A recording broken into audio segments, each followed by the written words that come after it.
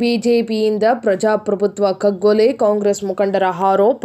ಸಂಸದರನ್ನು ಅಮಾನತುಗೊಳಿಸಿರುವುದನ್ನು ಖಂಡಿಸಿ ಕಾಂಗ್ರೆಸ್ ಮುಖಂಡರಿಂದ ಬೃಹತ್ ಪ್ರತಿಭಟನೆ. ಕೇಂದ್ರ ಬಿಜೆಪಿ ಸರ್ಕಾರವು ಪ್ರಜಾಪ್ರಭುತ್ವದ ಮೇಲೆ ಆಕ್ರಮಣ ಮಾಡಿ ಸಂಸತ್ತಿನ ಉಭಯ ಸ್ಥಾನಗಳಿಂದ 142 ಸಂಸದರನ್ನು ಅಮಾನತುಗೊಳಿಸಿದ್ದಾರೆ.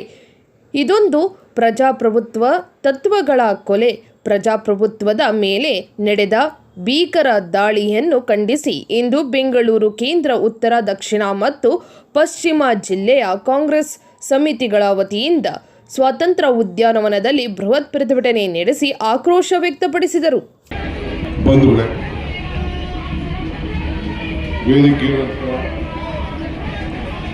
ಎಲ್ಲ ನಮ್ಮ ಪಕ್ಷದ ಹಿರಿಯ ನಾಯಕರುಗಳೇ, ಜಿಲ್ಲಾ ಬ್ಲಾಕ್ ಕಾಂಗ್ರೆಸ್ ಅಧ್ಯಕ್ಷರು, ಪದಾಧಿಕಾರಿಗಳು, ಕಾರ್ಯಕರ್ತರು, ಇವತ್ತು ಸಂಕೇತವಾಗಿ ಇಡೀ ದೇಶದ ಉದ್ದಗಲೂ ಕೂಡ ನಾವು ಪ್ರಜಾಪ್ರಭುತ್ವದ ಕಗ್ಗೊಲೆಯ ವಿರುದ್ಧ ಇವತ್ತು ನಾವು ಪ್ರತಿಭಟನೆಯನ್ನು ವ್ಯಕ್ತಪಡಿಸ್ತಾ ಇದ್ದೇವೆ. ಈ ದೇಶಕ್ಕೆ, ಇತಿಹಾಸಕ್ಕೆ 140ಕ್ಕೂ ಹೆಚ್ಚು ಸಂಸತ್ ಸದಸ್ಯರನ್ನ ಏನು ನಮ್ಮ ಸಂಸತ್ ಮೇಲೆ ದಾಳಿ ನಡೀತು ಅದಕ್ಕೆ ಉತ್ತರ ಕೊಡಿ, ಹೋಮ್ ಮಿನಿಸ್ಟರ್ ಉತ್ತರ ಕೊಡಿ ಅಂತ ಮಾತ್ರ ನಾವು ಕೇಳಿದ್ದೇವೆ, ಚರ್ಚೆ ಮಾಡೋಣ ಅಂತ ಕೇಳಿದ್ದೇವೆ. ಪ್ರಜಾಪ್ರಭುತ್ವದ ಉಳಿಸಿ ಪ್ರಜಾಪ್ರಭುತ್ವದ ಮೌಲ್ಯಗಳನ್ನ ತಿಳಿಲಿಕ್ಕೋಸ್ಕರ ಎಲ್ಲಿ ಸರ್ಕಾರ ಎಡವಿದೆ, ಬದ್ಧತೆ ಎಲ್ಲಿ ಲೋಪ ಆಗಿದೆ ಅನ್ನೋ ಒಂದು ವಿಚಾರವನ್ನ ಚರ್ಚೆ ಮಾಡೋಣ, ನೀವು ಉತ್ತರ ಕೊಡಬೇಕು ಹೇಳಿ ಕೇಳಿಸ್ತೇವೆ. ಇಷ್ಟು ಕೇಳಿದಕ್ಕೆ ಇವತ್ತು ಒಂದು ಹೊಸ ಸಂಸತ್ ಭವನವನ್ನ ನಿರ್ಮಾಣ ಮಾಡಿ ಆ ಸಂಸತ್ ಭವನದಲ್ಲಿ ಇರುವಂತ ಎಲ್ಲ ವಿರೋಧ ಪಕ್ಷದ ಸಂಸದರನ್ನ ಉಚ್ಚಾಟನೆ ಮಾಡಂತ ಏನು ಒಂದು ಐತಿಹಾಸಿಕವಾದಂತ ತೀರ್ಮಾನ ಮಾಡಿದ್ದಾರೆ, ಅದರ ವಿರುದ್ಧ ಇವತ್ತು ನಾವು ಪ್ರತಿಭಟನೆಯನ್ನ, ಕೇಂದ್ರ ಸರ್ಕಾರದ ದುರಾಡಳಿತವನ್ನ, ಕೇಂದ್ರ ಸರ್ಕಾರದ ಪ್ರಜಾಪ್ರಭುತ್ವದ ನೀತಿಯನ್ನ, ಕೇಂದ್ರ ಸರ್ಕಾರದ ಸಂವಿಧಾನದ ನೀತಿ ವಿರುದ್ಧವಾದಂತಹ ನೀತಿಯನ್ನ ನಾವು ಇಲ್ಲಿ ನಮ್ಮ ಪ್ರತಿಭಟನೆಯಿಂದ ವ್ಯಕ್ತಪಡಿಸ್ತಾ ಇದ್ದೇವೆ. ಮಹಾತ್ಮ ಗಾಂಧೀಜಿಯವರ ಸ್ಟ್ಯಾಚ್ಯೂ ಎದುರುಗಡೆ ಈಗಾಗಲೇ ನಮ್ಮ ಎಲ್ಲ ಸಂಸತ್ ಸದಸ್ಯರು ಪ್ರತಿಭಟನೆ ಮಾಡಿ ನಿನ್ನೆ ಪಾರ್ಲಿಮೆಂಟ್ ಮುಗಿದಿದೆ. ಒಬ್ರು ಮಾತ್ರ ನಮ್ಮಲ್ಲಿದ್ರು, ಅವನು ಕೂಡ ನಿನ್ನೆ ಉಚ್ಚಾಟನೆಯನ್ನ ಮಾಡಿದ್ದಾರೆ. ಇನ್ನಿಬ್ರು ಉಳ್ಕೊಂಡಿದ್ದಾರೆ, ಸೋನಿಯಾ ಗಾಂಧಿ, ರಾಹುಲ್ ಗಾಂಧಿ, ಖರ್ಗೆ ಅವರು ಬಿಟ್ರೆ ಎಲ್ಲರೂ ಕೂಡ ಉಚ್ಚಾಟನೆಯನ್ನ ಹೊರಗಡೆ ಸಸ್ಪೆಂಡ್ ಮಾಡಿದ್ದಾರೆ. ಇನ್ ಕೆಲವ್ರನ್ನ ಈ ಒಂದು ಪ್ರಿವಿಲೇಜ್ ಕಮಿಟಿಗೆ ಸ್ಪೀಕರ್ ಹತ್ರಕ್ಕೆ ಹೋಗಿ ಹರಿದಾಕಿದ್ರು ತೇಡಿ ಕೆಲವ್ರನ್ನೆಲ್ಲ, ನಮ್ಮ ನಾಸೀರ್ ಹುಸೇನು, ಜಿ.ಸಿ. ಚಂದ್ರಶೇಖರ್, ಹನುಮಂತೇವ್ರನ್ನೆಲ್ಲ ನಮ್ಮ ರಾಜ್ಯವನ್ನು ಕೂಡ ಪ್ರಿವಿಲೇಜ್ ಕಮಿಟಿಗೆ ಹಾಕಿದ್ದಾರೆ. ಅವ್ರಿಗೆ ಇನ್ನೇನು ಶಿಕ್ಷೆ ಕೊಡ್ತಾರೋ ಇನ್ನೂ ಗೊತ್ತಿಲ್ಲ. ಅಂದ್ರೆ ಈ ದೇಶದಲ್ಲಿ ಪ್ರಜಾಪ್ರಭುತ್ವ ಇದೆಯಾ ಇಲ್ಲ ಅನ್ನೋದನ್ನ ಪ್ರಶ್ನೆ ಜನರ ಮುಂದೆ ನಾವು ಇಡಬೇಕಾಗಿದೆ. 5 ರಾಜ್ಯದಲ್ಲಿ 4 ರಾಜ್ಯ ಗೆದ್ದು ಬಿಟ್ಟಿದೀವಿ ಅಂತ, 3 ರಾಜ್ಯ ಇನ್ನೇನು ಬಿಜೆಪಿಯವ್ರು ಗೆಲ್ಲಿಲ್ಲ, ಚಿಕ್ಕ ರಾಜ್ಯನ 3 ರಾಜ್ಯ ಹೆಂಗಾಯ್ತು ಏನಾಯ್ತು ಅಂತ ಈಗ ನಾವು ಚರ್ಚೆ ಮಾಡೋದಿಲ್ಲ. ಆಯ್ತು, ನಾವು ಸೋಲನ್ನ ಒಪ್ಕೊಂಡಿದ್ದೇವೆ. ಆ ಗೆದ್ದಿದ್ದೀವಿ ಅಂತ ಬೀಗ್ ತಂದಲ್ಲಿ ನಾವು ಏನ್ ಬೇಕಾದ್ರೂ ಮಾಡ್ಬೋದು ಅಂತ ತೀರ್ಮಾನವನ್ನು ಮಾಡಿದ್ದೇವೆ. ಅಂದ್ರೆ ಒಂದೊಂದು ಎಲೆಕ್ಷನ್ಗೂ ಒಂದೊಂದು ರೀತಿ ತೀರ್ಪುಗಳನ್ನ ಜನ ನೀಡ್ತಾರೆ.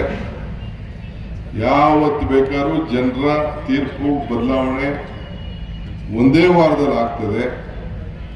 ಇವೆಲ್ಲ ಕೂಡ ನಾವು ನೋಡಿದ್ದೇವೆ. ಉದಾಹರಣೆಗೆ ಯಾವುದೋ ಒಂದು ಅಸೆಂಬ್ಲಿ ಎಲೆಕ್ಷನ್, ಪಾರ್ಲಿಮೆಂಟ್ ಎಲೆಕ್ಷನ್ ನಡೆದಿರ್ತದೆ. ಹಿಂದೆ ಇದೇ ರೀತಿ ಪಾರ್ಲಿಮೆಂಟ್ ಎಲೆಕ್ಷನ್ ಒಂದು ತೀರ್ಮಾನ ಆಗಿತ್ತು. ಅಸೆಂಬ್ಲಿ ಎಲೆಕ್ಷನ್ ರಾಮಕೃಷ್ಣ ಹೆಗಡೆ ಕಾಲದಲ್ಲಿ 3-4 ತಿಂಗಳಲ್ಲಿ 2 ತಿಂಗಳಲ್ಲೇ ಬದಲಾವಣೆ ಆಗಬೇಕು.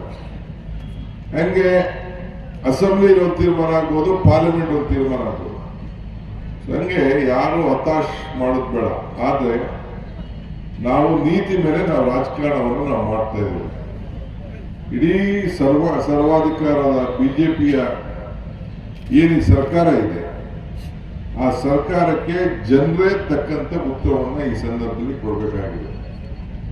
ಈಗ ನಮ್ಮ ರಾಜ್ಯದಲ್ಲಿ ಅವ್ರಿಗೊಂದು ಅವಕಾಶ ಈ ವಿರೋಧ ಪಕ್ಷದ ನಾಯಕರು ಅಲ್ಲಿ ಚರ್ಚೆ ಮಾಡ್ರಪ್ಪ ಅಂತ ಹೇಳಿದ್ರು. ಒಂದ್ ದಿನನೂ ಚರ್ಚೆ ಮಾಡಲಿಲ್ಲ. ಒಳಗಡೆ ಅಸೆಂಬ್ಲಿ ಅದು ಕೊನೆ ದಿನ ಒಂದಷ್ಟು ಜನ ಅಲ್ಲಿ ಸೇರಿಸ್ಬಿಟ್ಟು ಅಲ್ಲಿ ಹೊರಗಡೆ ಚರ್ಚೆ ಮಾಡ್ತಾವ್ರೆ. ಜನ ನಿಮ್ನ ಒಳಗಡೆ ಮಾಡಿ ಅಂತ 65 ಜನ ಕಳಿಸೋರು, ಅದು ಬಿಟ್ಬಿಟ್ರು ಹೊರಗಡೆ ಹೋಗಿ ಅಲ್ಲಿ ಚರ್ಚೆ ಮಾಡ್ತಾ ಇದ್ದಾರೆ. ಇದು ಪ್ರಜಾಪ್ರಭುತ್ವದ ವ್ಯವಸ್ಥೆ. ಸೊ ಅದರಿಂದ ಈ ಸಂದರ್ಭದಲ್ಲಿ ನಾನು ತಮಗೆಲ್ಲ ಹೇಳೋದಿಷ್ಟೇ, ನಾನು ತಡವಾಗಿ ಬೇರೆ ಬೇರೆ ಕಾರ್ಯಕ್ರಮ ನಿಮಿತ್ತ ಇಲ್ಲಿಗೆ ಬರೋದು ತಡವಾಯಿತು.